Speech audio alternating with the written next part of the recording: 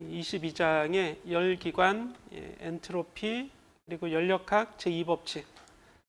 법칙으로 얘기하면 연력학 제2법칙이 중요하고, 요걸 공부하는데 열기관을 가지고 공부를 한다 이런 얘기예요. 열기관 가지고 연력학 제2법칙까지, 그리고 이제 엔트로피의 개념까지 이렇게 이제 살펴보는 단원이 되고, 세부 단원은 여기 보시면 맨 처음부터 열기관, 연력학 제2법칙이 나오죠. 처음부터. 주요 내용은 여기에 들어있어요. 주요 내용은 여기서는. 그리고 열기관의 연장에서 열펌프와 냉동기, 이게 다 열기관입니다. 큰 개념의 열기관이 되는 거고, 이론적인 내용은 연력학 제2법칙으로 보겠다. 나머지는 이제 세부적인 내용이 되는 거예요. 이렇게 해서 22장을 좀 진행해 볼 거고, 아직 22.1절에 들어가기 전에 본문이 조금 나오는데, 이렇게 나오면 여기 옆에 이제 켈빈경이라는 사람도 나오죠. 우리 온도의 단위 켈빈, 이렇게 절대 온도의 단위 썼잖아요. 그러면서 여기 본문에 이런 얘기가 나와요. 서로 다른 온도의 두 물체가 열 접촉되어 있을 때 열에 의한 알짜 에너지 전달, 에너지가 전달되겠지. 뜨거운 물체에서 차가운 물체로만 에너지가 전달된다. 차가운 물체에서 뜨거운 물체로 열이 전달되지는 않죠. 그리고 이제 온도 차가 있을 때 열 전달되는 거지, 열 에너지 차이가 있을 때 전달되는 게 아니다 이런 얘기예요. 그 거꾸로 된 과정, 차가운 물에서 뜨거운 물체로의 열 전달, 이런 과정, 뜨거운 물에서 차가운 물체로의 열 전달만 일어나고 반대로는 일어나지 않는 이런 과정을 비가역 과정이라고 해요. 비가역 과정. 비가역적이다. 거꾸로는 되지 않는다. 가역적이다 하면 앞으로 뒤로 다 된다는 얘기죠. 이 방향대로 가도 되고 반대 방향대로 가도 되고. 근데 물리학에서의 가역, 비가역의 방향은 바로 시간에 대한 걸 나타내네요. 시간이 지남에 따라서 이런 얘기입니다.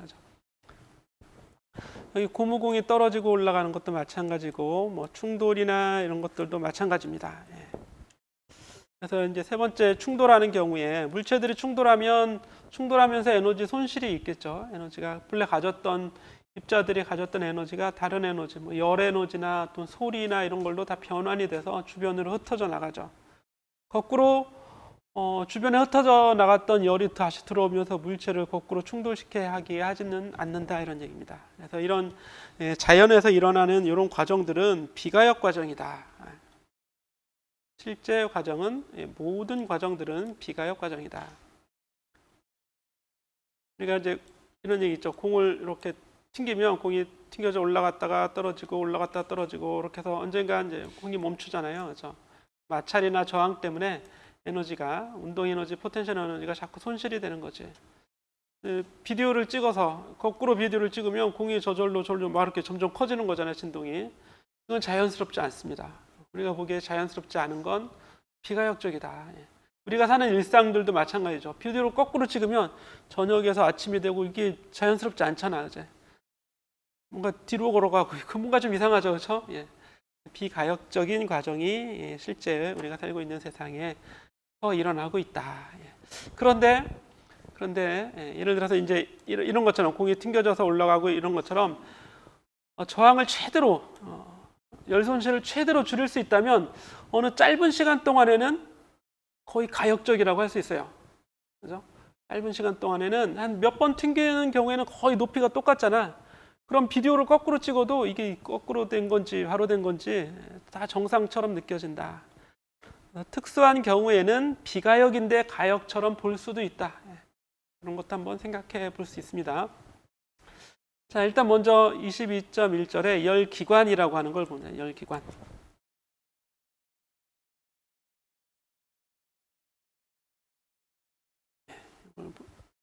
파워포인트로 같이 보도록 하겠습니다. 열기관은 열기관은 열의 형태로 에너지를 흡수하여 한 순환 과정 동안 작동하고 에너지의 일부를 일의 형태로 내보내는 장치. 그래서 기관은 순환 기관이에요. 기본적으로 순환 기관.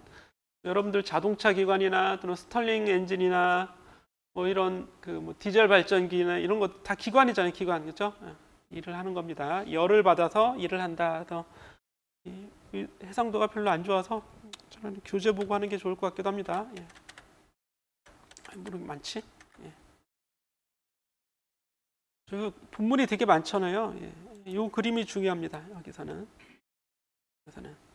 열기관의 계략도 이런 형태로 동작하면 이걸 우리는 물리학에서는 열기관이라고 하는데 뭐냐면 고온 저장고라는 게 있어야 되고 저온 저장고라고 하는 게 있어야 돼요. 이 저장고는 그냥 환경이라고 생각하세요. 기관에서 봤을 때 외부 환경인데 고온 물체, 저온 물체 또는 고온 장소, 고온의 장소, 저온의 장소로부터 장소가 있어요. 이게 이제 열기관하고 연결되어 있습니다. 상식적으로 열기관은 이 두 저장고 사이의 중간 정도 온도라고 생각을 해도 됩니다. 예, 처음에는 이렇게 한번 생각을 해보자. 그럼 접촉하고 있다면 고온 온도가 높으니까 열이 빠져나와서 열기관으로 열이 이렇게 전달이 되겠죠. 그래서 열기관이 가져오는 열, 열기관의 입장에서는 열기관이 흡수하는 열이죠. 이걸 QH라고 하는 겁니다. QH. 기관으로 들어간 열의 크기. 그런데 저온 저장고가 있기 때문에 자기가 흡수한 열 중에서 일부는 또 뺏기겠죠. 저온 저장고로. 그렇죠? 그럼 저온 저장고로 전달되는 열을 QC라고 하자. 근데 외부에 아무것도 하지 않는 열기관이라면 그냥 받은 만큼 다 열로 바뀌겠죠. 그렇죠? 예. 받은 열이 그대로 이제 내보내는 열이 될 거야. 그런데 이 기관은 일을 해야 되는 거예요. 일하려고 기관을 만들어 놓은 겁니다. 기관은 엔진이라는 얘기예요. 우리가 자동차 엔진도 자동차를 움직이려고 하는 일을 하기 위해서 만드는 거잖아요. 그렇죠? 그래서 주요 목적은 외부에 일을 하려고 하는 거다. 일도 에너지잖아요. 에너지가 전달되는 양이란 말이야. 그래서 QH를 받아서 열기관은 QH를 받아서 지가 일을 해요. 일을 하고 나머지를 저온 저장고로 내보내는 거지. 예를 들면 자 100줄의 열을 흡수했어요. 여기 100줄의 열을 이렇게 흡수합니다. 100줄. 단위 이제 생략하고 그리고 하는 일은 예를 들어서 20만큼 일을 했어요.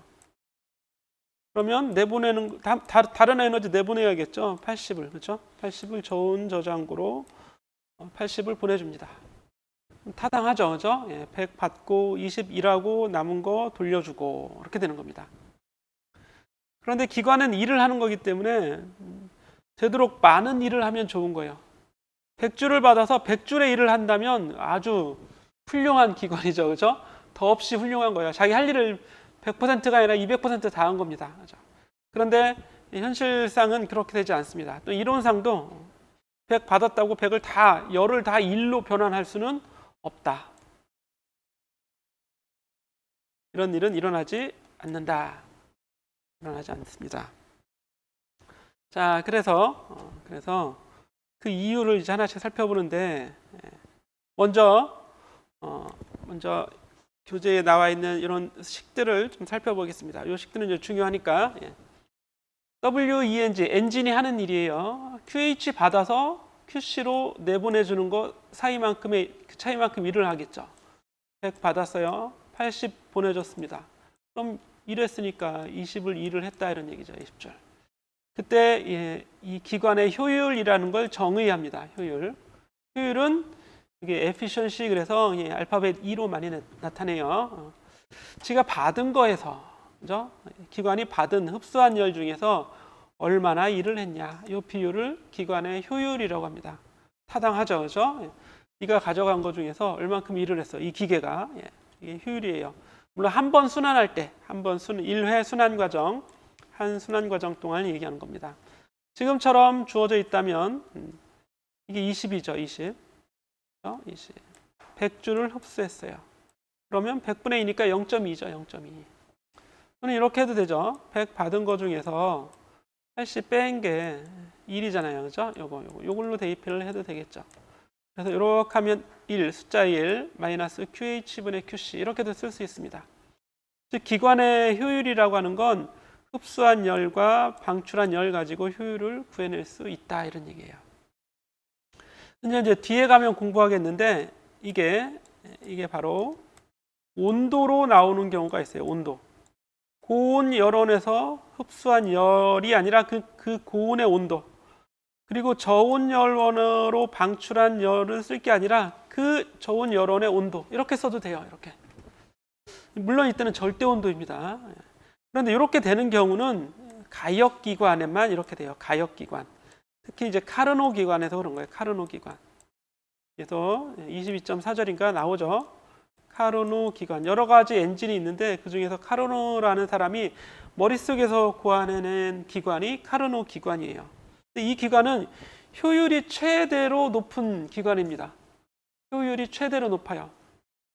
그래서 효율을 결정하는 건 단순히 온도가 결정해 준다 이런 얘기입니다. 저온 열원, 고온 열원의 온도만 알면 그 온도에서 가장 좋은 기관을 만든다면 이상적으로 카르노 기관으로 이런 기관을 만들 수 있는데 실제 기관은 이거보다 또 효율이 작죠. 그죠? 그래서 지금 구한 0.2라고 한 건 이 온도의 비율도 구해낼 수 있다 이런 얘기예요. 가지고 그럼 거꾸로 온도만 알아도 효율을 구해낼 수 있다. 작동 환경의 온도만 알아도 효율을 구해낼 수 있다는 겁니다. 이렇게 좀 공부해 보시고 연력학 제2법칙 제2법칙에 켈빈 플랑크의 표현, 이건 표현이 여러 개 있어요.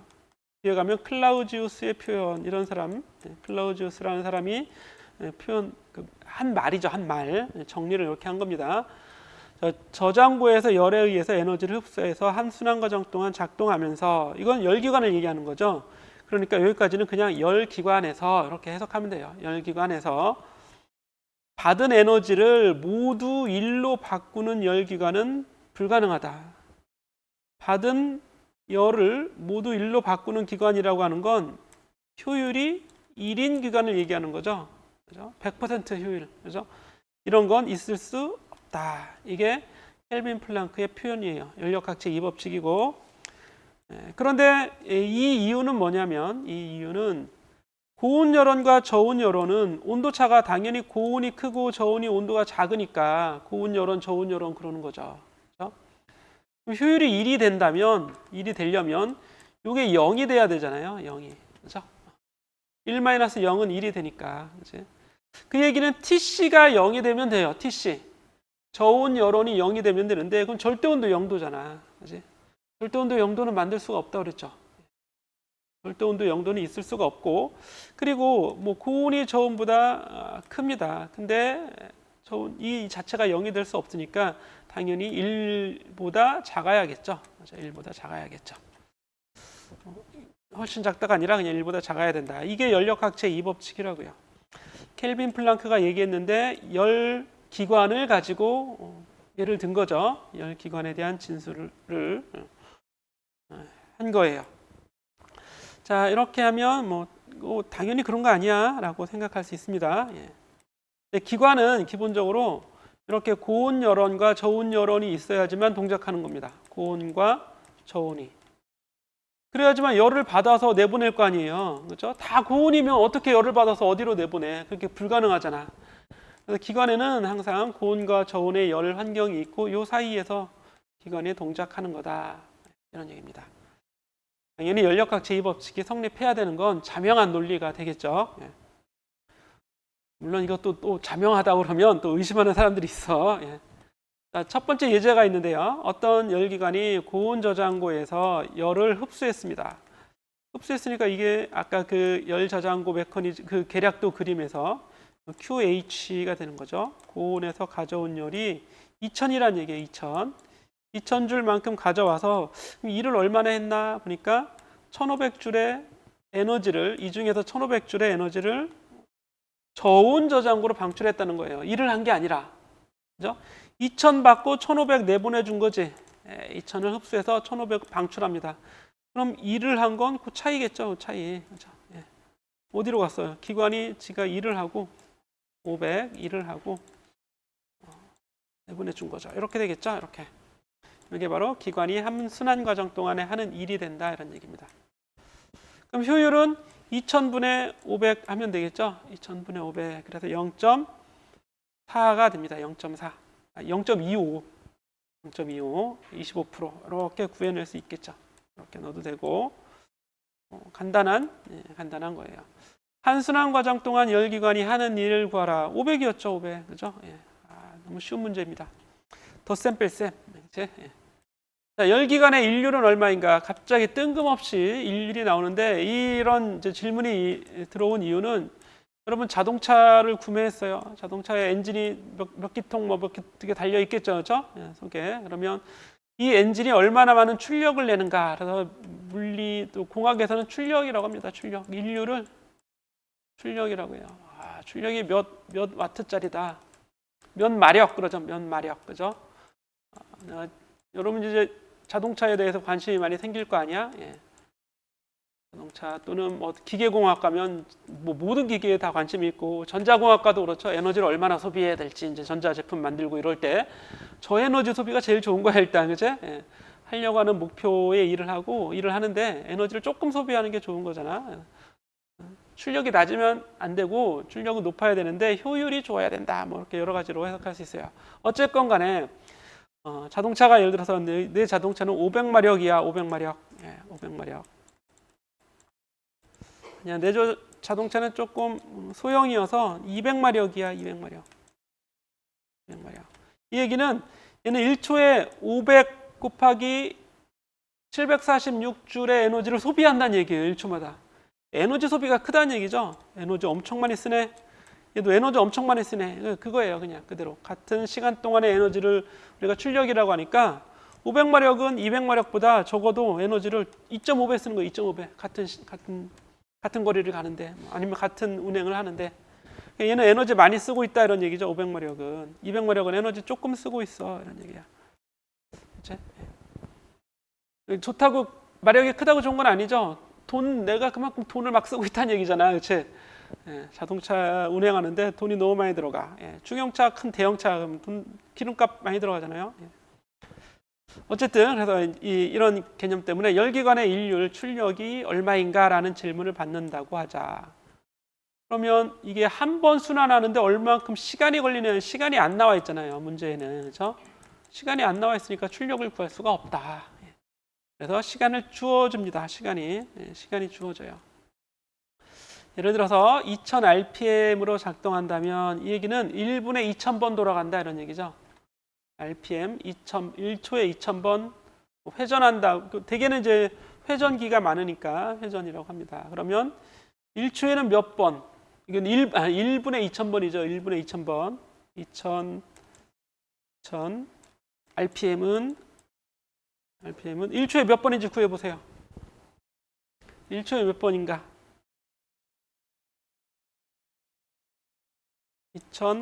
2000번 이런 얘기 2000번 per 1 minute. 1 minute는 60초로 바꿔주면 되겠죠? 60초. 이렇게 해주면 됩니다. 그죠? 그러면 0하고 0이 약분되고 60분의 200이죠? 그죠? 60분의 200 뭐 계산할 사람은 계산하시고 그래서 이때는 RPS라고 하는 거예요. RPS. PS 1초에 2200번, 6초에 200번 돌아간다.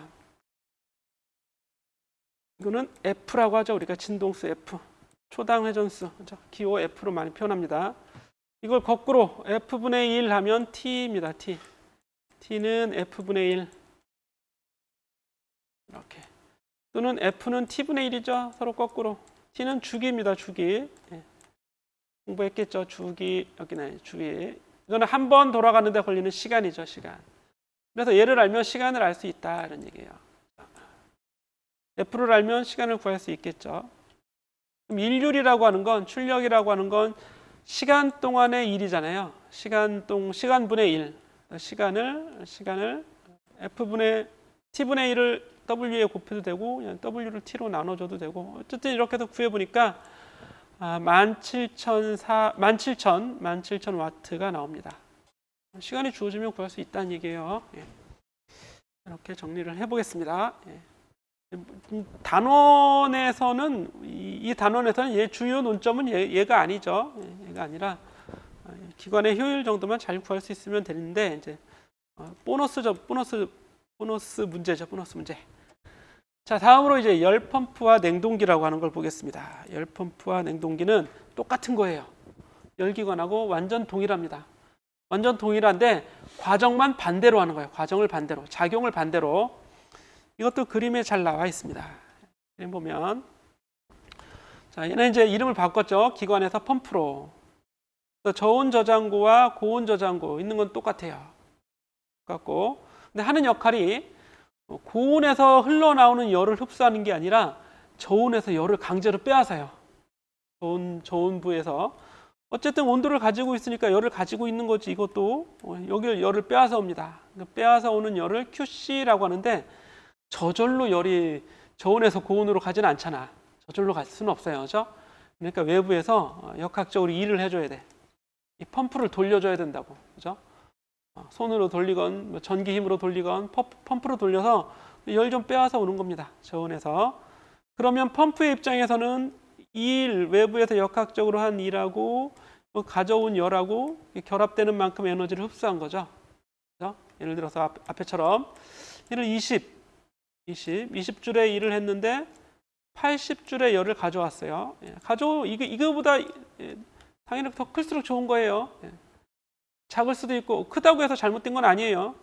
20줄의 일을 했는데 80줄의 열을 가져왔어? 좋은 거지. 많이 가져왔으니까. 그죠? 그러면 열 펌프는 100의 에너지를 흡수한 거죠. 역학적인 일과 이 흡수한 열까지. 그럼 그 100을 내보내줘야죠. 고온 저장고로. 그래야 한번 순환을 해서 원래대로 돌아오려면 에너지 차이가 0이 돼야 되니까 100만큼 가져왔으면 100을 내보내줘야죠. 이렇게 되는 겁니다. 똑같아요. 그죠? 화살표만 반대로 하는 거예요. 화살표만 반대로. 열기관하고 화살표만 반대로 한다. 그래서 아까 열기관은 외부로 일을 해서 뭔가 돌렸지만 얘는 거꾸로 외부에서 에너지를 줘갖고 그 역학적인 일을 해줘야 되는 이런 작용을 하는 겁니다. 그런 걸 열 펌프라고 하고 또는 냉동기라고도 합니다. 냉동기. 그래서 냉동기는 이 안에 있는 저온 저장고를 이용할 거야. 그러면 냉동기죠. 열을 계속 낮춰주니까 온도를 낮춰주니까 냉동기가 되는 거고 그렇지 않고 나는 열을 뽑아서 쓸 거야. 이쪽에 따뜻한 곳으로 만들어줄 거야. 그러면 열 펌프라고 이름을 짓는 거예요.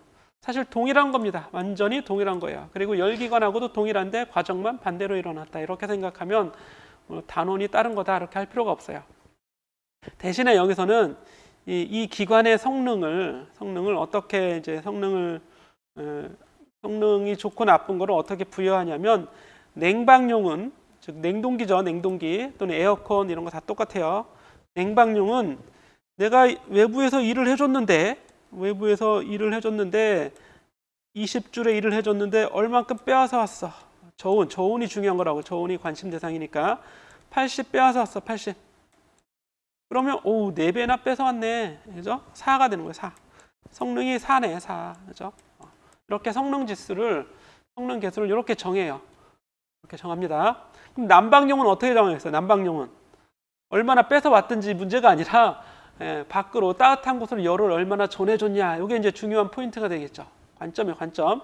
그래서 그때는 고온으로 바꿉니다. 고온으로.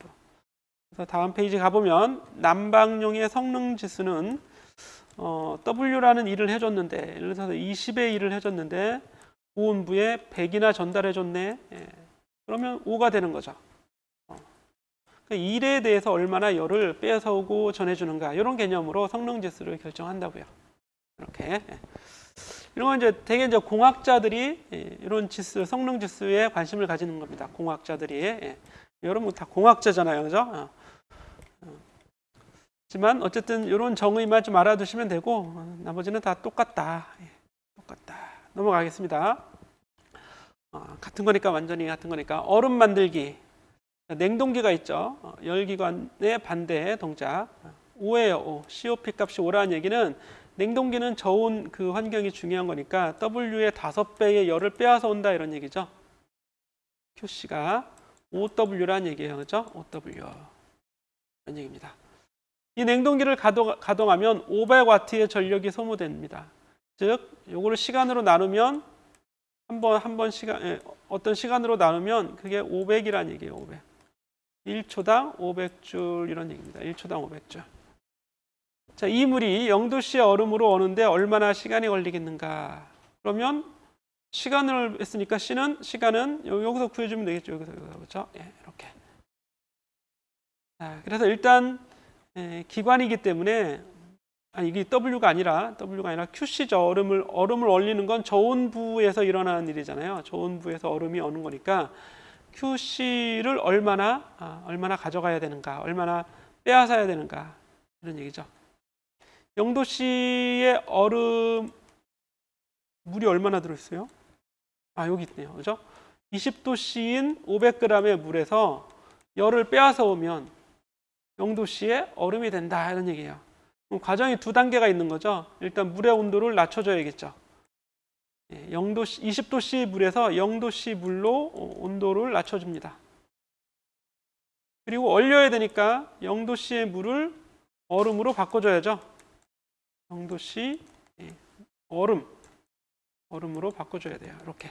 그럼 두 단계가 있는 거죠. 두 단계. 그래서 여기서는 Q는 MC 델타 T에 열이 필요하고 열을 빼앗아 와야 되고, 여기서는 Q는 LM이죠. LM. 융이열과 관련있는 LM의 열을 빼앗아 와야 돼요.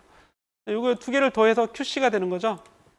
Q1, Q2의 열. 냉동기에서 이만큼 열을 빼앗아 와야 냉동기 속에 있는 이 미지근한 물이 얼음으로 바뀔 수 있다. 이게 QC예요. QC 계산할 수 있겠죠. 그러니까 그렇죠? Q1 더하기 Q2 계산하면 돼요.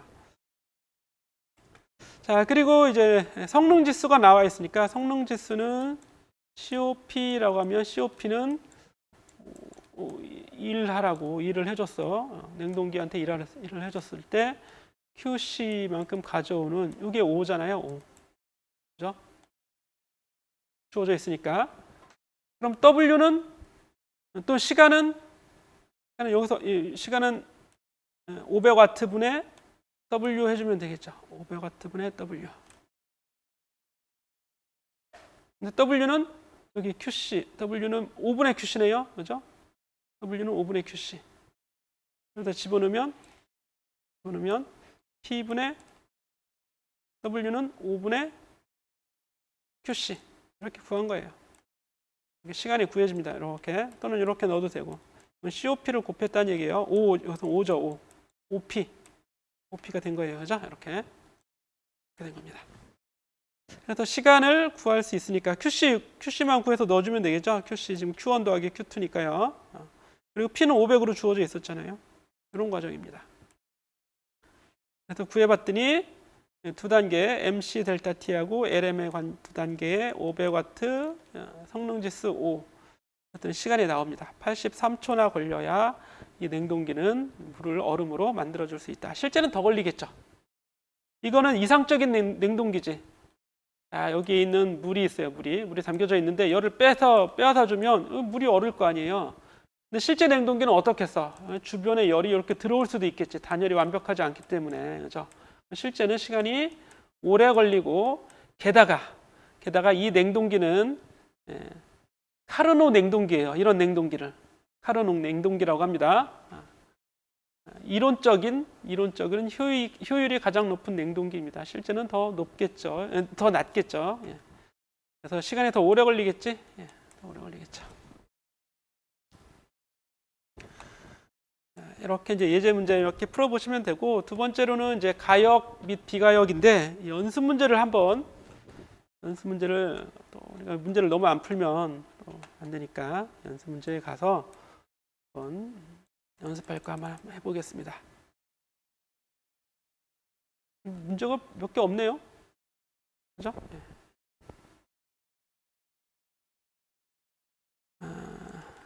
어떤 걸 하냐면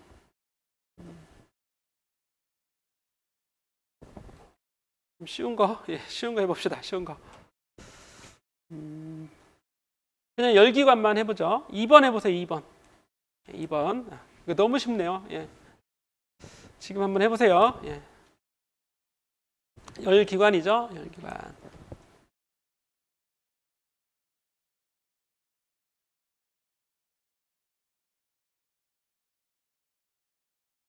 360줄에 열을 받아서 25줄의 일을 한다.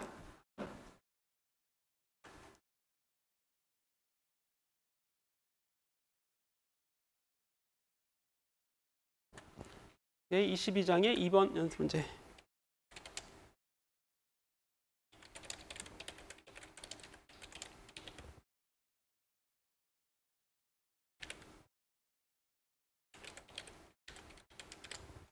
답만 적어 놓으세요. 답. 예. 답이 A번 있고 B번 있죠. 예. 그래서 A번에 답 쓰고 얼마 쓰고 B번에 답 쓰고 이렇게 써서 올려놓으세요. 여기 열린 게시판에 직접 올려놓으세요.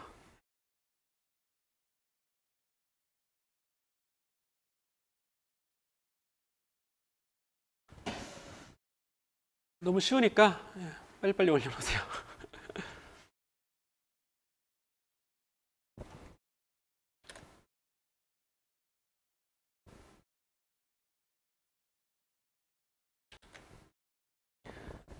앞에 있는 식을 보면 되죠. 그래서 치고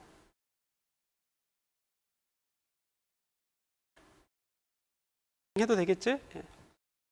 시간이 됐으니까 이제 조금 됐으니까 우리 10분 쉬고 그 앞에 이어지는 내용 해보도록 하겠습니다. 앞에서 이제 비가역 과정이 무엇인지, 가역 과정이 무엇인지 얘기했었죠. 가역은 어떤 그 진행하는 순서를 바꿔도 거꾸로도 일어날 수 있다. 그래서 물리학에서 이제 가역이 되려면 대개는 이제 평형 상태를 유지해야 돼요. 평형 상태를 유지하는 일이 있다면 그건 이제 거꾸로도 계속 앞으로도 평형, 뒤로에도 평형이잖아요. 이제 비가역 과정은 평형이 깨집니다. 평형이 되지 않는다. 그러니까 거꾸로 돌아갈 수 없는 거죠. 이렇게 되어 있습니다. 이걸 이제 열에서 우리가 열적 과정으로 보면 다음 페이지에 가보면 420페이지에 이런 이제 그림이 나오는데 아래에 이제 에너지 저장고가 있어요. 에너지 저장고는 여러분 환경이라고 생각하면 됩니다. 어떤 특정한 온도를 가진 환경이죠. 특정한 온도를 가진 환경이 있는데 이 환경에 접하고 있는 하지만 단열재로 단열이 되어 있으니까 접하고 있다고 표현할 수도 없지 또 그죠? 이게 완전 단열재예요. 그런데 어떤 온도를 얘도 가지고 있다고 합시다. 그러면 평형이 지금 되어 있는 상태인데 모래를 한 톨 떨어뜨려요. 모래를 한 톨 떨어뜨려 아주 조금 모래를 한 톨 떨어뜨리면 이게 압축이 되겠죠. 그죠? 압축이 됩니다. 그래서 조금 아래로 살짝 내려올 거야. 물론 이제 미세하게 아주 미세하게. 자, 그러면 PV는 nRT, 이게 이상기차라고 하자면 PV는 nRT가 돼서 부피가 감소하면 부피가 압력이 증가하는 거죠. 압력이 증가하고 부피는 아마 감소될 수 있겠죠. 그런데 이제 미세하게 넣으면 부피가 크게 변하지 않을 수도 있어요. 물론 이제 이렇게 부피는 감소하겠죠. 압력은 증가하고 부피는 감소하게 됩니다. 그래서 또 언뜻 생각할 수 있는 건 온도는 이게 변하면 압력 변하고 부피가 변하면 온도도 살짝 변할 수 있겠죠. 증가할 수도 있을 테고 뭐 감소할 수도 있을 테고. 자, 그런데 외부에서 에너지를 준 거잖아요. 이렇게 그죠? W 일을 했으니까 그죠? 외부에서 얘를 압축을 시켰으니까 에너지가 여기 전해준 겁니다. 그죠? 그러니까 에너지를 받았으니까 내부 에너지는 상승하게 됩니다. 내부 에너지는 상승하게 된다. 내부 에너지 상승한다는 얘기는 온도가 올라간다는 얘기죠. 결국 온도는 이제 올라가 줘야 되겠네요. 내려가지는 않고. 압력 증가하고 부피는 감소해서 이 값이 커질지 작아질지 모르겠지만 외부에서 W 역학적인 에너지를 흡수한 거니까 내부 에너지 증가할 거라고 예측해 볼 수 있습니다. 그럼 온도는 증가하겠죠. 아주 미소하게 온도가 증가할 겁니다. 자, 만약에 여기 열이 밖으로 나갈 수 있다면 열이 이렇게 흘러나올 수도 있겠죠. 이렇게 미소한 열이, 아주 작은 열이 흘러나올 수도 있습니다. 그럼 다시 온도는 떨어질 수도 있겠죠. 열이 에너지가 밖으로 유출되니까 온도가 떨어질 수도 있어요. 아주 적은 열이 밖으로 나갔다면 온도는 일정하게 유지되겠죠. 외부로 열이 나가지 않으면 온도가 증가해야 되는데 외부로 열이 유출된다면 온도가 떨어지거나 또는 일정하게 유지할 수 있어요. 그래서 등온 과정을 유지할 수 있습니다. 등온 과정. 잘 조절하면 등온 과정이 되게 할 수 있다. 그렇게 할 수 있습니다. 그 반대도 할 수 있겠죠. 깔아놨던 모래를 아주 조금 이렇게 드러내면 부피가 팽창할 겁니다. 그렇죠? 부피가 팽창하면서 압력은 서서히 줄어들거나 뭐 이렇게 변화될 수도 있겠죠. 외부에 일을 했으니까 에너지가 감소하겠죠. 에너지가 감소하니까 온도는 감소할 거라고 생각할 수 있습니다. 그런데 미소하게 열을 흡수한다면 온도를 또 일정하게 유지하게 할 수도 있다. 이런 얘기예요. 이런 과정이 거꾸로도 일어날 수 있을 것 같죠. 모래를 놓으면 압축이 됐다가 모래를 빼내면 다시 원래로 이렇게 돌아오게 할 수 있을 거 아니에요. 그죠? 완전히 처음으로 돌아오기에는 하지 못하지만 이게 아주 작은 모래, 아주 작은 온도 변화 이런 걸 생각하면 근사적으로 가역 과정을 만들어낼 수 있습니다. 하지만 실제 과정은 가역적이지 않아요. 그래서 많은 모래를 올려놓을 때 아주 조금씩 변화시키면서 올려놓으면 그때는 그 짧은 시간 동안의 과정은 거의 가역 과정에 가깝다고 해석할 수도 있어요. 실제 가역은 아니지만 왜 가역 과정으로 해석을 하냐면 카르노 기관을 만들기 위해서 그러는 겁니다. 카르노 기관이 실제 기관이 아니에요. 이상적인 가역 기관입니다. 이거를 이제 구현시키기 위해서 이런 형태로 구현할 수는 있다 이런 얘기예요. 이런 형태로. 자, 그래서 22-4절에는 카르노 기관에 대해서 나옵니다. 카르노는 이제 프랑스의 공학자입니다. 그렇죠? 사실 물리책에서는 프랑스의 물리학자 이렇게 얘기하는 거거든. 물리책이잖아요, 이게. 프랑스의 물리학자 이렇게 얘기하는데 이 저자는 공학자라고 그랬어요. 공학자. 사실 카르노는 매우 유명한 공학자이기 때문에 이 사람이 물리학자다라고 주장하기에는 조금 그런 거야. 그래서 다른 과학자는 다 물리학자예요. 이 책에 나오는 과학자는. 그런데 이 사람은 공학자 그랬어요. 나는 읽으면서 대단한 공학자였는가 보다. 물리를 못했나? 이런 생각도 가지게 하는 그런 용어를 쓰고 있습니다. 저자가. 프랑스 사람이죠. 카르노. 카르노트가 아니라 카노. 카노의 정리가 있습니다. 카르노의 정리. 두 에너지 저장고 사이에서 작동하는 기관은 열기관이죠. 열기관은 근데 실제 기관이라고 했습니다. 실제 기관은 두 에너지 저장고에서 사이에서 작동하는 카르노 기관보다 효율이 더 좋을 수 없다. 즉 거꾸로 얘기하면 카르노 기관이 가장 효율이 좋다. 왜냐하면 카르노 기관은 가역 기관이기 때문에 이상적 기관에 가깝게 만들었기 때문에 실제 만든 건 아니지만 그래서 실제 기관의 효율 E는 카르노 기관 EC보다 높을 수 없다라고 하는 걸 증명을 하는데 증명은 약간 좀 귀납적 방법으로 증명을 합니다. 왼쪽 그림을 보면 이게 이제 증명하는 과정인데요. 자, 이걸 반을 딱 잘라서 보면 이렇게 반을 딱 잘라서 보면 왼쪽은 열기관이고 오른쪽은 냉동기죠. 또는 열펌프입니다. 그렇죠? 열기관은 고온 저장고에서 QH라는 열을 가져옵니다. 열을 가져와서 이거 가지고 일하죠. 그리고 나머지 내보내요. 저온부로. 그런데 오른쪽에 열펌프를 열기관하고 직열로 그냥 달아버렸어요. 열기관이 하는 일을 가지고 이 카르노 열펌프를 동작시키는 일이 되는 거예요. 이게. 그러면 그대로 가져왔다면 그대로 이렇게 같아지겠죠. 카르노 열펌프에 공급하는 역학적인 일을 열기관에서 가져온 거예요.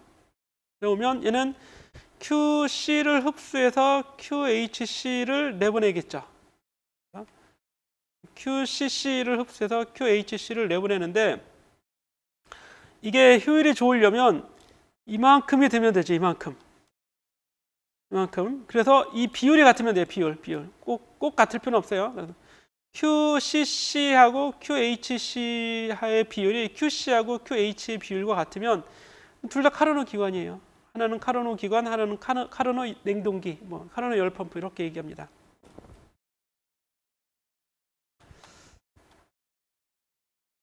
카르노 기관이라면 둘이 같다 이런 얘기입니다. 그죠? 가져온 만큼 이게 똑같은 거라고 그랬잖아요. 이 카르노 기관하고 카르노 펌프는 똑같은 거라고 그랬죠. 동작만 거꾸로 일어나는 거니까. 그렇죠? 예. 그런데 실제 열기관은 카르노 열기관보다 효율이 안 좋을 거 아니에요.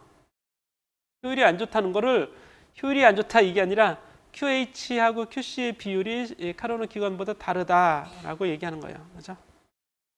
그래서 이렇게 E는 실제 열기관은 QH분의 W, 카르노 열기관은 QHC분의 WC예요. 실제 열기관이 카르노 기관보다 좋다면, 효율이 좋다면 이렇게 돼야겠죠. 그런데 단서에서 이 열기관이 한 일을 그대로 카르노 기관에 넣어줬으니까 W하고 WC는 같은 거죠. 이제 위에 분자는 같은데 전체는 왼쪽이 더 크다는 얘기는 QHC가 QH보다 더 크다는 얘기죠. 이게 이렇게 크다는 얘기죠. 이렇게 분모는 그렇죠? 이렇게 될 수 없잖아요, 그렇죠? 이렇게 될 수 없다. 예.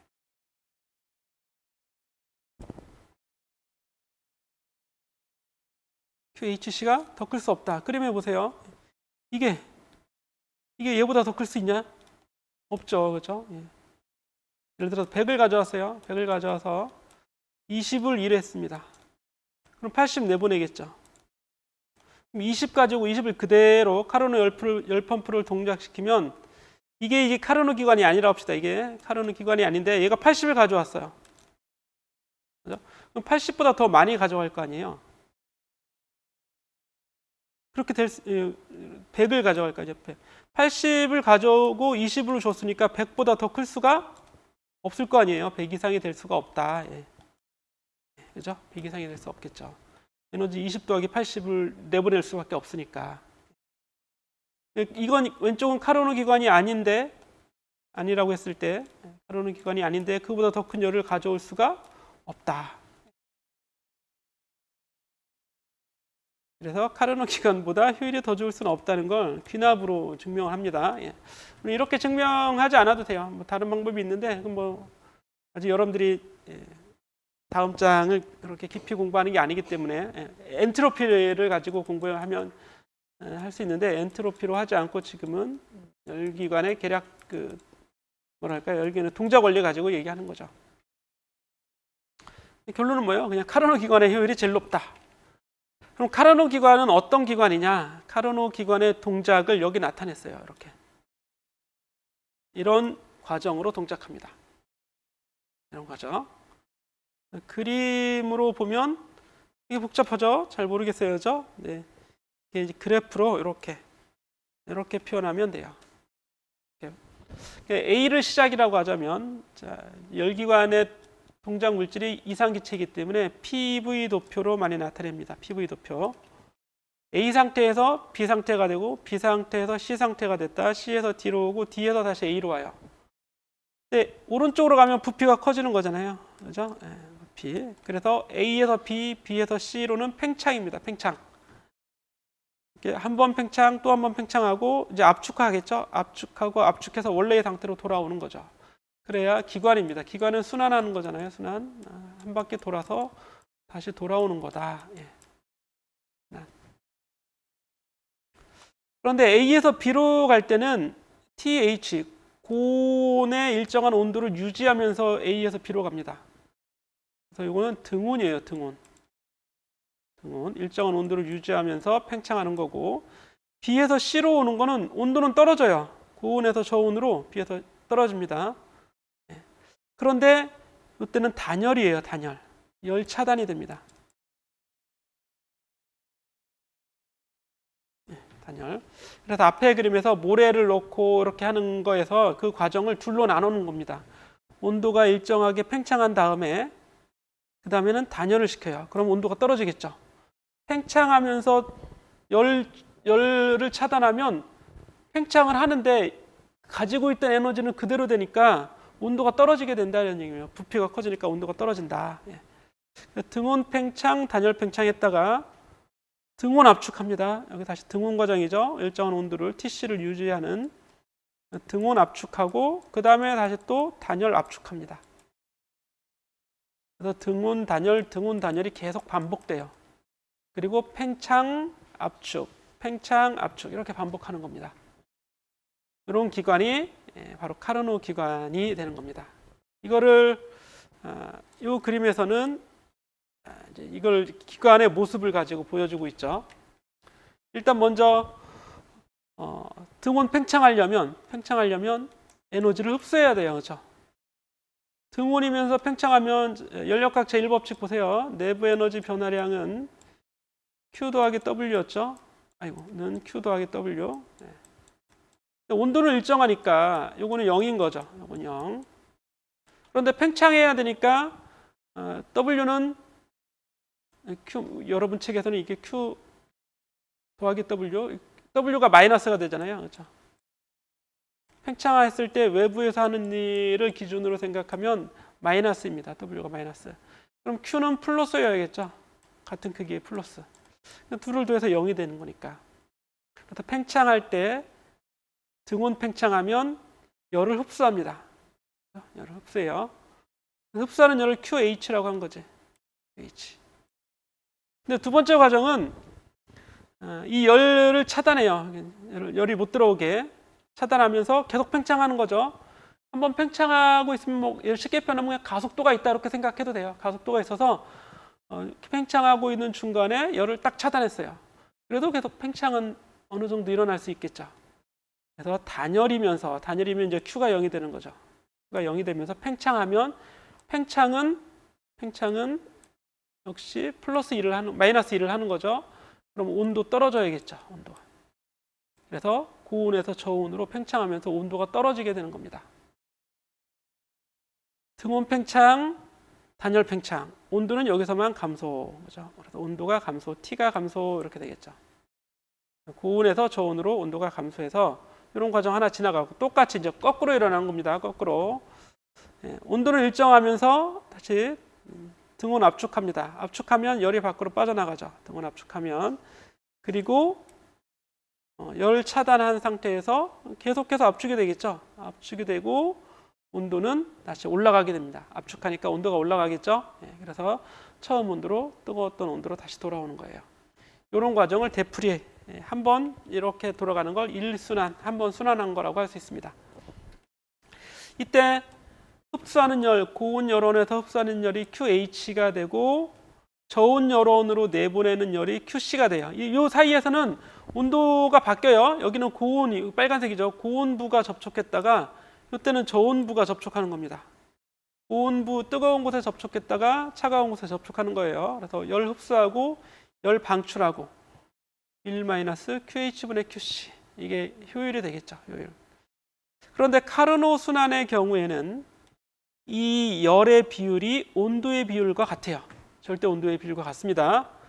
요거는 증명 과정이 필요해요. 증명 과정이 필요한데 이거는 어떻게 증명하냐면 엔트로피 가지고 증명합니다. 연력학체 2법칙 가지고 증명해요. 엔트로피 가역 과정에서 엔트로피 변화는 0이에요.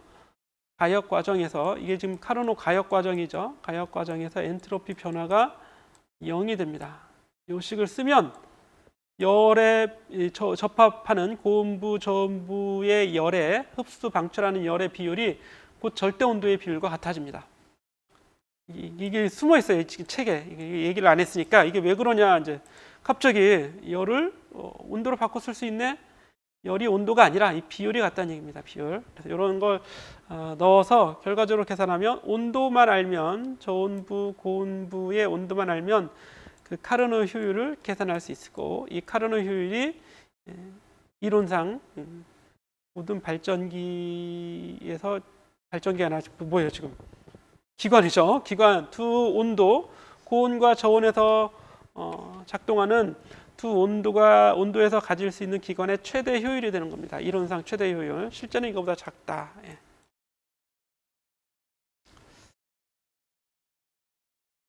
그래서 여기 온도로 이렇게 바꾼 얘기가 잘 안 나와 있어요. 책에는. 근데 엔트로피 가역 과정임을 여기 좀 나와 있네요. 그렇죠? 이렇게 여기 나와 있군요. 근데 이것도 역시 열을 온도로 바꾼다는 얘기지 증명한 건 아닙니다. 난방기에 그냥 성능지수를 카르노 난방기의 성능지수를 구했을 뿐이에요. 온도로 바꿔줄 수 있다 이런 얘기입니다. 자, 예제 22.3번 구해보겠습니다. 이상기체를 사용해서 카르노 순환과정 가역기관입니다. 가역기관. 그러니까 엔트로피 변화량이, 엔트로피는 S라고 많이 써요. S. 엔트로피 변화량이 0이다. 이거랑 동격이 Q의 비율이 고온, 저온에서 흡수, 방출하는 열의 비율이 온도의 비율과 같다. 이런 얘기예요. 이거를 생략한 겁니다. 책에서는. 그래서 여러분 기계적으로 이 열의 비율은 온도의 비율이랑 똑같이 쓸 수 있네 라고 그냥 기계적으로 생각해라. 외워라는 얘기예요. 외워라. 예. 외웠다고 합시다. 예. 뭐 이거는 증명하라인데 넘어가면 되겠습니다. 예. 하는 얘기를 한 거니까. 예. 잠깐만요. 22.7과 같음을 증명하라. 이상기체를 사용해서, 이상기체니까 이거를 PV는 nRT라는 이상기체 상태방 정식을 사용하라 이런 얘기죠. PV는 nRT식을 적용하라는 얘기예요. 뭐 증명하라가 아니라 적용해서 이렇게 정말 됨을 보여라. 이상기체를 사용해서. QC는 지금 방금 앞에서 얘기한 거죠. 내부 에너지 변화량에서 이건 이제 절대값으로 했네요. 그죠? 연력학체 1법칙을 쓴 겁니다. 델타 E는 Q 더하기 W라고 했었잖아요. 그죠? Q 더하기 W를 사용해서 QC를 가지고 QC를 구한 거죠. 내부 에너지 이상기체니까 이 팽창하거나 압축하면 기체가 하는 일이 있을 거 아니야. WCD. 그죠? WCD 구한 거죠. 그래서 요거를 기체 등온 과정에서는 기체가 하는 일이 이렇게 돼 있죠. 등온 과정. 앞에 단원에서 공부했던 거예요. 앞에 단원. 등온 과정 적분해 봤었잖아요. 이렇게 적분하는 거. nRT, ln, V분의 V. 그죠? 네. 그래서 W하고 Q가 같다는 걸 보여준 거죠. 등온 과정이니까 내부 에너지 변화량 0이다. 그래서 QC 같은 방법으로 구할 수 있습니다. 이렇게 이제 구해본 거죠. 네. 그리고 단열 과정은 P 곱하기 V의 감마승은 일정하다인데 이거 안 했었네요. 그죠? 이거 안 했죠? 앞에서 좀 살펴볼까요? 예. 단열 과정 여러 가지 특수한 과정을 했었잖아요. 이걸 해야지만 이걸 할 수 있으니까 앞에 단원으로 가야 됩니다. 쭉쭉쭉쭉 20장에서 그러네. 이거 안 했었네요. 단열 과정이 어디 있어요?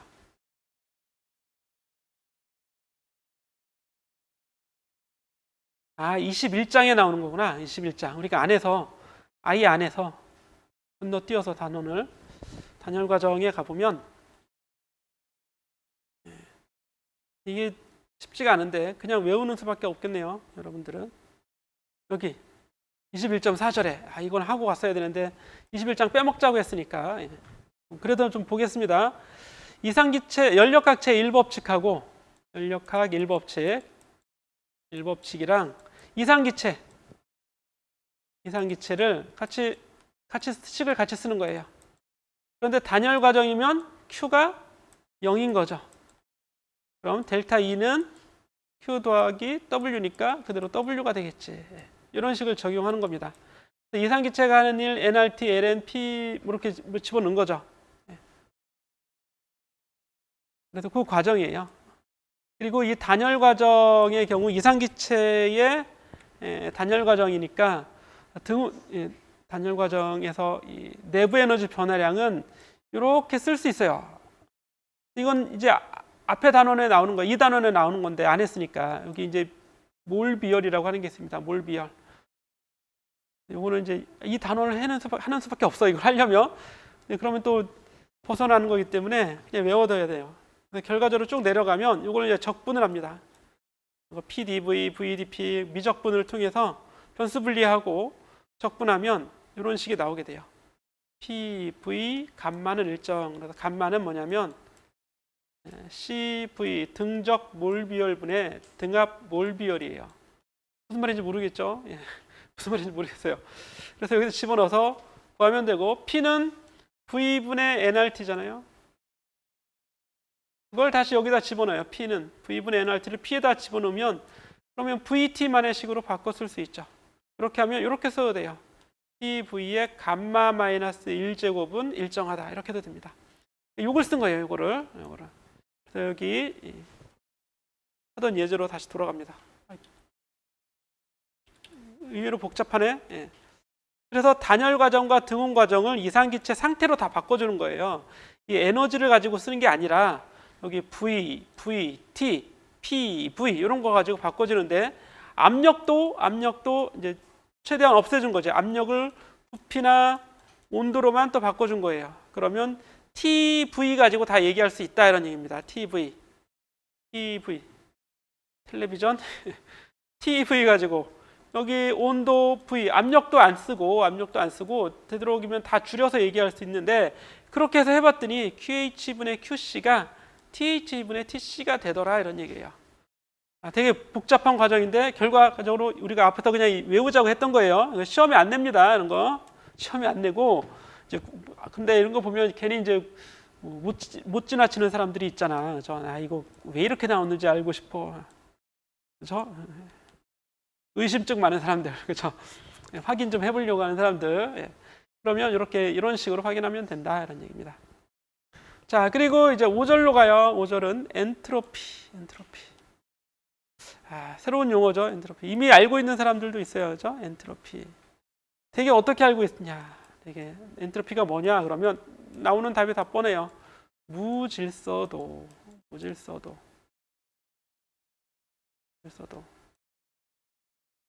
무질서도라고 해서 질서가 하나도 없네, 아주 스트레스를 주네, 이게 이런 개념이 아니라 인위적인 질서가 없는 정도. 그러니까 다른 말로 하면 자연적인 것, 최대한 자연적인 것 이렇게 해석하면 돼요. 자연적이다.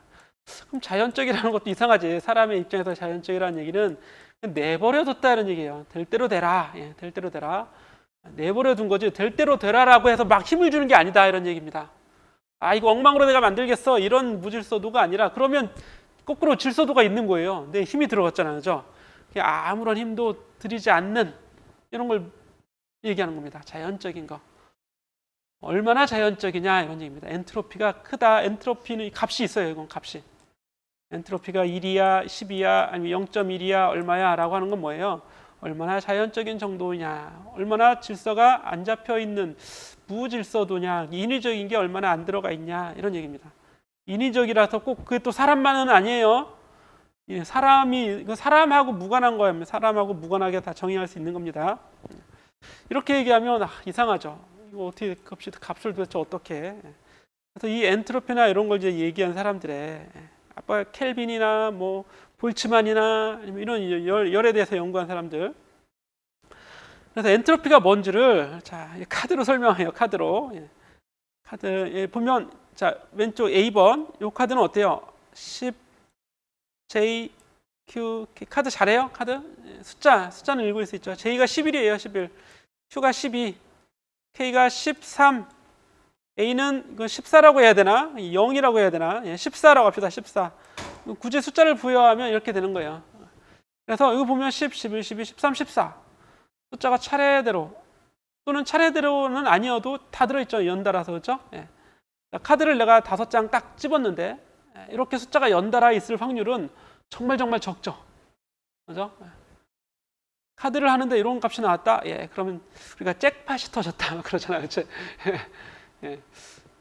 카드는 잘 못하지만 이런 거 보면 오 이거 대단한데 이게 뭐 순위를 매기죠. 제일 높은 거예요. 제일 높은 건지 난 잘 모르겠어. 어쨌든 이런 게 나올 확률은 아주 드물어요. 똑같은 5장을 뽑는데 오른쪽과 같이 2, 3, 7, 8, Q 뭐 규칙이 없잖아요. 규칙이 없습니다. 무규칙이죠. 무규칙. 규칙이 없을 이건 규칙이 정말 일렬로 숫자들이 계속 연달아 있는 숫자들이 나온 거예요. 규칙이 아주 대단한 규칙이 질서가 있는 거죠. 질서가 있습니다. 근데 이런 일이 일어날 확률은 아주 드물죠. 이런 일이 일어날 확률은 커요. 규칙이 없는 이런 게 일어날 확률은 아주 큽니다. 이게 자연적이지. 이게 자연에서 이런 일이 일어났다? 매우 특이한 겁니다. 인위적이죠. 비자연적이죠. 뭔가 힘이 개입한 겁니다. 그죠? 의도가 개입한 거고. 엔트로피는 어느 게 크냐? 오른쪽이 엔트로피가 크다. 이렇게 얘기하는 겁니다. 얼마나 더 자연적이냐? 이걸 이제 숫자로 나타내야 되죠. 그래서 확률론이 나와요. 확률론. 그래서 확률 공부하는 겁니다. 예, 확률론. 열심히 고등학교 때 공부했죠. 확률론. 글자가 이상한 글자네요. 예, 이렇게. 그래서 거시 상태라고 하는 건 쉽게 표현하면 5개, 그죠? 5개 뽑아. 이게 거시 상태예요. 5개 중에서도 이제 미시 상태가 있어요. 미시 상태는 뭐냐면 5개를 만들 수 있는 여러 가지 경우의 수가 엄청나게 많을 거 아니에요, 그죠? 근데 이런 걸 만들 수 있는 경우의 수는 매우 적죠. 이런 걸 만들 수 있는 경우의 수는 아주 커요. 그래서 거시 상태에서의 미시 상태 개수, 요거를 즉 세부적인 확률이죠. 세부적인 경우의 수가 일어날 확률을 엔트로피라고 한다. 이걸 이제 수학적으로 얘기하면 복잡하니까, 확률 가지고 얘기하고 뭔가 복잡하니까 그냥 우리는 일상적으로 무질서한 거, 이런 거. 엔트로피가 높고 왼쪽에 이런 일이 확률이 작은 일인 엔트로피가 높다라고 얘기합니다. 됐어요. 그럼 왜 갑자기 이런 거를 열에서 공부하냐? 열에서 왜 이런 걸 공부하냐? 바로 열에서 일어나는 것도 다 확률이에요. 자, 기체 속에, 기체통 속에 어떤 부피를 가진 기체 속에 기체 분자가 수없이 많잖아. 그렇죠? 수없이 많은데 여기 열을 주면 속력이 빨라지고 이런 것도 다 확률의 일이다 이런 얘기예요. 확률의 일. 어떤 놈은 빠른 기체 분자도 있고 어떤 건 좀 느린 것도 있고 속력도 다 제각각이잖아요. 그렇죠? 다 제각각입니다. 그래서 예를 들어서 이게 팽창할 확률, 수축할 확률을 따져보면 팽창할 열을 줬어요. 열을 줬는데 팽창할 확률이 훨씬 더 높아요. 수축할 확률보다. 그럼 팽창하는 겁니다. 그렇죠? 결과적으로 그런 일이 일어나잖아요. 물론 미시적인 부분에서는 여기서는 갑자기 수축이 될 수도 있어. 하지만 전체적으로는 다 팽창하고 있다는 얘기입니다. 그래서 어떤 게 자연적이고 더 확률 높은 거냐? 기체에서 일어나는 이런 반응들, 이런 현상들, 이런 것들도 엔트로피로 다 설명할 수 있다는 얘기입니다. 그래서 열기관도 엔트로피로 설명하는 거예요. 열기관. 예. 그래서 엔트로피에 대한 얘기를 이 단원에서 쭉 하고 있는 겁니다. 그래서 볼츠만이 엔트로피를 이렇게 계산하자고 제안합니다. 확률론을 가지고 볼츠만이. 예. 그래서 이걸 쓰는데 외울 필요는 없어요. 외우지 마세요. 외우지 마세요. 자, 그러니까 뭐 사실 시험에 나올 게 별로 없지. 여기는 열심히 글자를 시험에 내겠어, 그렇죠? 예. 글자를 낼 수도 있지. 예를 들어서 다음 중 연력학체 이 법칙과 무관한 것은 어떤 것인가? 1, 2, 3, 4 해놓고 엔트로피로 연력학체 이 법칙을 표현하면 엔트로피가 항상 증가하게 돼 있다 이런 얘기예요. 엔트로피가 증가하도록 일어난다. 그런데 가역기관은 엔트로피가 변하지 않습니다. 이상적인 기관이기 때문에. 근데 실제 기관은 가역기관일 수 없잖아요. 그렇죠? 비가역기관이기 때문에 실제 기관은 엔트로피가 항상 증가한다. 엔트로피 변화가 0보다 작을 수 없다. 0보다 크거나 같은데 같은 경우는 가역기관에 한해서만 갖고 실제 기관은 0보다 항상 커야 된다. 그래서 이걸 가지고 증명하더라도 실제 기관의 효율이 이 카르노 기관의 효율보다 더 클 수가 없다. 작거나 같아야 된다. 이거를 증명하게 되는 겁니다. 그러면 이제 연력학체 이 법칙을 여러 사람이 표현을 했는데 앞에서 켈빈 플랑크의 표현도 있었고 여기 보면 클라우지우스의 표현도 있어요. 안 하고 지나온 것 같으네요. 여기 연력학체 이 법칙의 클라우지우스의 표현. 이 사람 뭐라고 증명을 했냐면 이렇게 이 열기관 근데 냉동기 가지고 증명한 거예요. 펌프에서 저온 저장고에서 열을 펌프가 가져오려면 저절로 이런 일이 일어날 수가 없다. 그러니까 W라는 일을 해주고 펌프를 동작시켜줘야지만 이렇게 열을 가져올 수 있는 거다. 이게 0일 수가 없다는 얘기를 하는 겁니다. 이게 0일 수가 없다. 0일 수가 없다는 얘기는 QH가 QC일 수 없다 이런 얘기죠. 없다. 그걸 말로 표현한 거예요.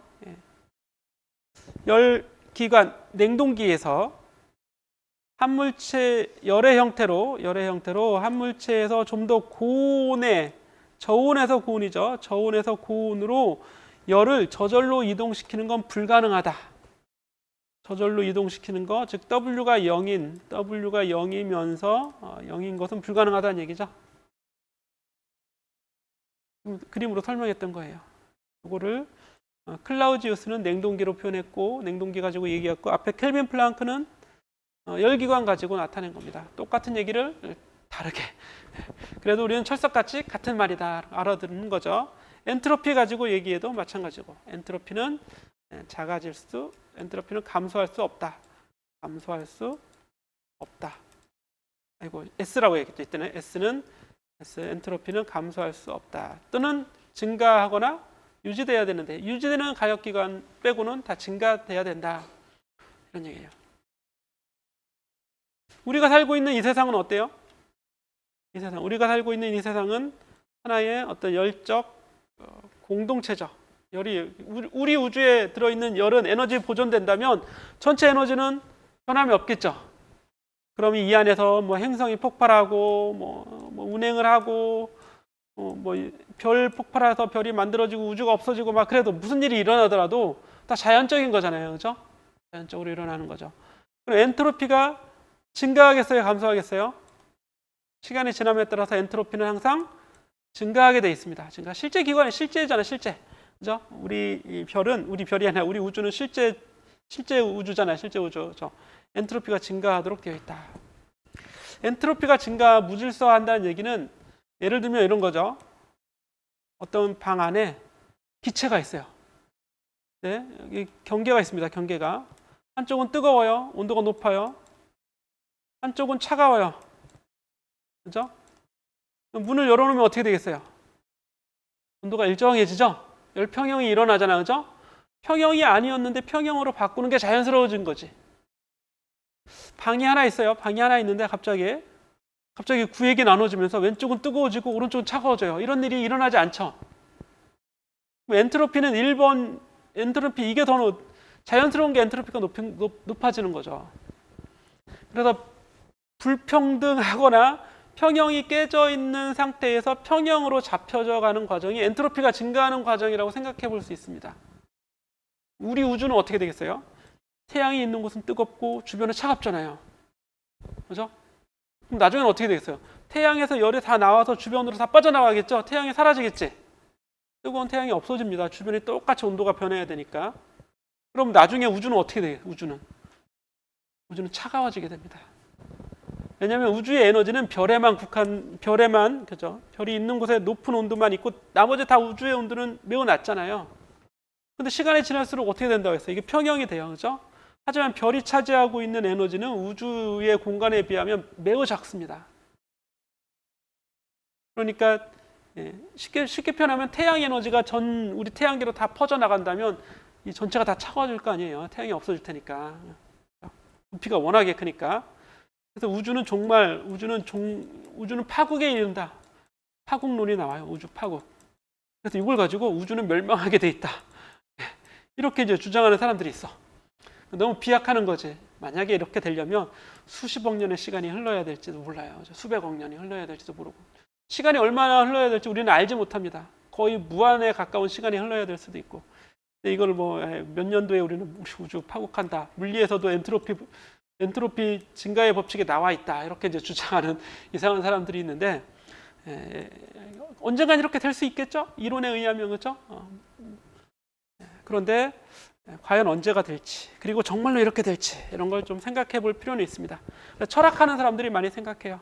철학 생각하면 엔트로피라는 용어가 딱 나옵니다. 과연 그럴까 이런 걸 많이 의심하잖아요. 자, 그래서 22장은 이 정도까지 하면 내용은 됐어요. 내용은 그죠? 나머지는 이제 범위를 좀 벗어나기 때문에 여기는 좀 해보는 게 좋아요. 엔트로피 제2법칙, 우주의 엔트로피는 모든 실제 과정에서 항상 증가하게 돼 있다. 방금 전에 얘기했죠, 그죠? 우주, 굳이 우주라고 하지 않아도 돼요. 닫힌 개, 고립계 닫혀 있으니까, 그죠? 닫혀 있으니까 항상 자연스러운 방향으로 이동하겠죠. 예. 그런데 이제 우리가 살고 있는 세상은 사람이 있어요. 사람은 의식을 가지고 있고, 동물도 마찬가지죠. 의식을 가지고 이걸 저해할 수 있습니다. 엔트로피 증가를 저해할 수 있어요. 그래서 사람의 힘이 미치는 또는 생명체의 힘이 미치는 공간은 엔트로피가 감소할 수 있습니다. 그죠? 어지럽게 막 제각각 있는 초등학생들한테 너희들 줄 좀 똑바로 서 그러면 갑자기 질서가 잡히죠. 그럼 엔트로피는 이제 줄어든 겁니다. 질서가 잡혀버리니까. 그죠? 근데 이제 존재하는 입자들이 사람과 같은 입자들이 아니잖아요. 자연 상태에서는. 그 입자들은 지네들이 일렬로 줄을 쓸 일이 없죠. 그죠? 그럼 일렬로 줄을 서 있는 입자들이 있다. 그럼 뭔가 작용해서 그런 일이 일어났다 이런 얘기예요.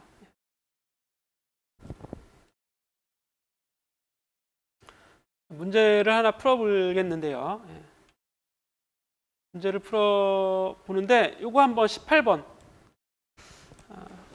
이걸 자유팽창이라고 하는 거예요. 이 과정을. 우리 연력학 제1법칙 공부할 때 특수한 과정에서 자유팽창 나온 적이 있어요. 자유팽창. 그렇죠? 기억을 해야 됩니다. 자유팽창, 뭐 단열 과정, 자유팽창 과정, 등온 과정, 등적 과정 뭐 여러 개 있었는데, 자, 밸브를 열어주면 왼쪽에 있던 수소 기체가 오른쪽 진공 공간으로 퍼져 나가겠죠. 외부로 팽창하는 게 아니잖아요. 이 전체 뭔가 역학적인 일을 해서 팽창한 게 아니잖아. 자연스럽게 팽창한 겁니다. 진공으로 아무런 힘을 받지 않고 이런 걸 자유팽창이라고 합니다. 자, 그러면 오른쪽으로 진공이 된 곳까지 이제 균일하게 시간이 지나면 균일하게 수소가 자리 잡고 있겠죠. 거꾸로 이런 일이 일어날 수 있어요? 거꾸로는 일어날 수 없습니다. 그렇죠? 그래서 이거는 비가역 과정이에요. 비가역이다. 엔트로피는 어느 때가 더 커요? 밸브 열어서 기체가 퍼져 나갔을 때가 엔트로피가 더 큽니다. 엔트로피는 증가한 거예요. 그때 엔트로피의 증가량을 계산하는 겁니다. 엔트로피의 변화는 얼마인가? 그런데 공부는 안 했죠, 이거 아직, 그죠? 공부 안 했으니까 이거는 놔두시고 엔트로피가 증가한다, 이 정도 알아두시면 됩니다. 그래서 엔트로피 변화를 계산하려면 엔트로피의 정의가 온도분의 엔트로피 변화의 정의가 온도분의 들어오고 나가는 열, 이거예요. 온도분의 Q. 온도분의 Q가 엔트로피 변화량을 구하는 겁니다. 근데 등온 과정이면 이게 일정하지만 등온 과정이 아니면 온도도 변할 거 아니에요. 그렇죠? 그래서 적분해야 돼요. 적분하면 여러분들이 어려워하니까 이거 안 한 거예요. 하지 말자. 그래서 그냥 일단 보시고. 근데 나중에 이제 여러분들이 열역학을 전공하면 그때는 구해야 돼. 열역학 전공할 때. 지금은 물리학이지만 이걸 내가 2학년, 3학년 전공해서 다루잖아요. 이때 이거 구합니다. 자, 여기 실제로 엔트로피 변화 막 구하고 막 그러잖아요. 이렇게, 그렇죠? 근데 우리 범위 없으니까 문제가 다 엔트로피 변화량 구하는 거죠. 전부. 엔트로피 변화 얼마냐? 13번을 하고 오늘은 맞춰보도록 하겠습니다. 13번. 이상기체가 어떤 카르노 순환 과정에서 사용되는데 250도씨에서 등온 팽창하고 50도씨에서 등온 압축한다. 그래서 이거 고온부의 열이죠. 고온부 TH. 고온부의 열. 이게 저온부의 열입니다. TC. 등온 과정에서 팽창이나 압축하는 걸 나타내고 다른 두 가지 과정은 이제 단열 팽창이거나 단열 압축이겠죠. 팽창하는 동안 이만큼의 에너지를 고온 저장고에서 받는다. 이게 QH가 되겠어요. H. 자, 한 순환 과정 동안 저온 저장고로 방출된 에너지를 구해보고 한 순환 과정 동안 기체가 한 알짜이를 구해보자 이런 얘기예요. 그런데 이게 카르노 순환 과정이라고 했으니까 이제 답이 나오죠, 금방. 그렇죠? 카르노 과정에서 Q의 비율은 T의 비율과 같다고 했습니다. 답을 구해보세요. 예. 이것도 우리 게시판에 한번 올려놔 봅시다. 게시판이 어디 갔나? 연습 문제 13번이죠.